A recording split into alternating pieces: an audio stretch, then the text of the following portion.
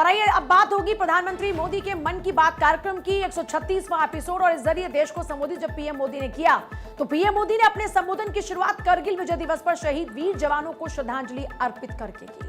उन्होंने कहा करगिल विजय दिवस ऐसी तारीख है जिसे याद रखने के लिए कैलेंडर देखने की भी जरूरत नहीं पड़ती, क्योंकि यह भारतीय सैनिकों के अदम्य साहस, बलिदान और विजय का प्रतीक है। प्रधानमंत्री ने कहा कि कठिन से कठिन परिस्थितियों में भी भारतीय जवानों ने हार नहीं मानी और देश को गौरवपूर्ण जीत दिलाई। उन्होंने बताया कि इस साल वीर जवानों की स्मृति में दिल्ली से द्रास तक विशेष शौर्य यात्रा का आयोजन किया जा रहा है, जिससे राष्ट्रभक्ति और सैनिकों के प्रति सम्मान की भावना और मजबूत होगी। देशवासियों नमस्कार। हमारे जीवन में कुछ तारीखें ऐसी होती हैं जिन्हें याद रखने के लिए कैलेंडर देखने की जरूरत नहीं पड़ती। आज 26 जुलाई ऐसी ही एक तारीख है। आज कारगिल विजय दिवस है। ये दिन हमें गर्व से भर देता है। ये दिन हमें अपने वीर जवानों के अद्भुत साहस की याद दिलाता है। कारगिल की ऊंची ऊंची चोटियां, कठिन मौसम, दुश्मन की चुनौती, हर परिस्थिति हमारे सैनिकों के सामने थी, लेकिन उनका हौसला हर चुनौती से बड़ा था।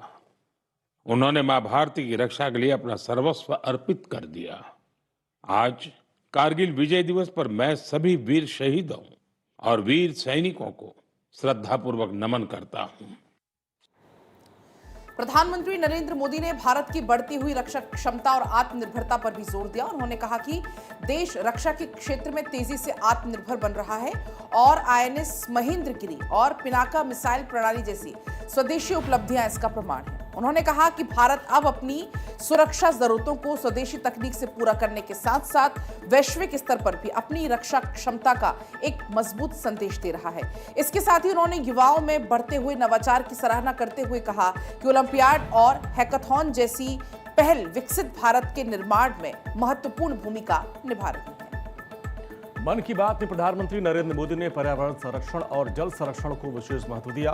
उन्होंने एक पेड़ मां के नाम अभियान का उल्लेख करते हुए कहा कि अहमदाबाद में केवल 1 घंटे में 3.5 लाख से अधिक पौधे लगाए गए, जबकि यूपी में 12 जुलाई को एक ही दिन में 35 करोड़ से अधिक पौधे लगाकर एक रिकॉर्ड बनाया गया।